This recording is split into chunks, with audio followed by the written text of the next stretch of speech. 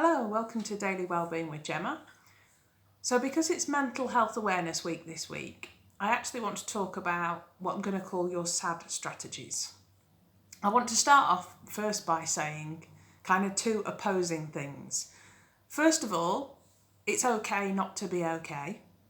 And what I mean by that is we're going through a pandemic and that's not normal. And so when we're faced with change and challenges, we will feel worse than usual probably. When we're faced with change, we get anxious, we get a little bit stressed, we get a little bit demotivated.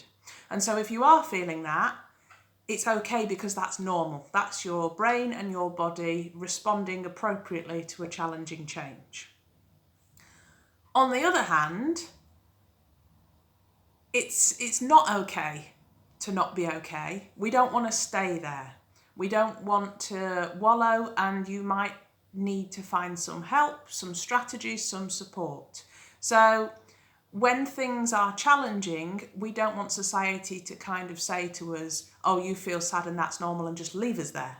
We want to have support networks in place to make sure that we can get ourselves feeling better. So it's two sides of the same coin, and it's kind of a difficult one to balance.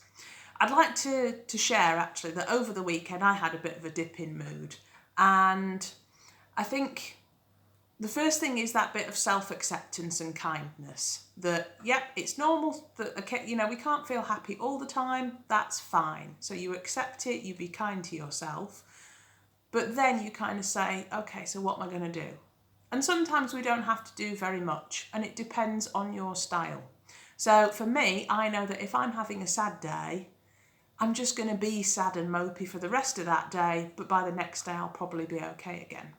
So I don't have to make too much effort, but I do have some strategies in mind where I distract myself or find something to do that will kind of pass the time until I've had that sleep to refresh. So think about what are your patterns, what are your strategies? The more we know about ourselves and what kind of things take us into those low moods and what things get us back out, the better equipped we are to deal with more challenges and to be resilient.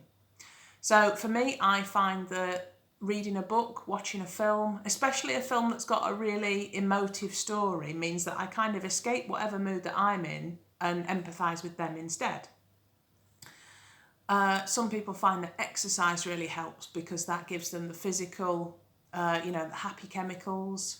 Meditation can be quite powerful. Speaking to a friend, and it might depend on different types of friend. It might be that you speak about the issue that's troubling you, or it might be that you speak about something completely different or play a game just to take your mind off it.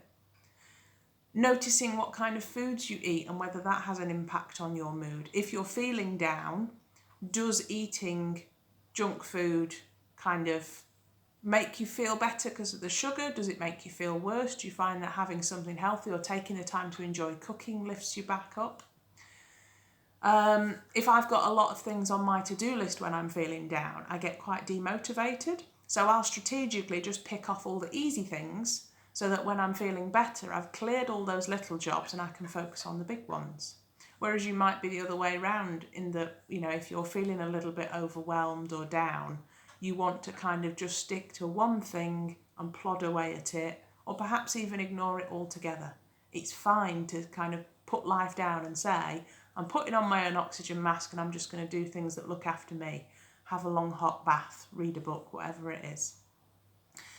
I'm going to put some resources and ideas in the comments because there's lots of places where you can go for ideas about self-care, but also specialist support services if it's something a little bit more serious.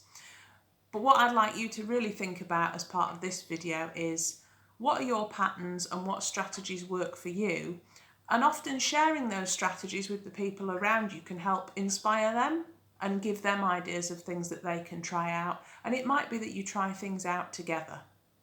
So I hope that's really helpful, and I hope to hear from some of you as to what strategies lift your mood or help you get through those dips, because we all have them, and the challenge and part of being human is working out how to see them through and just ride the storm.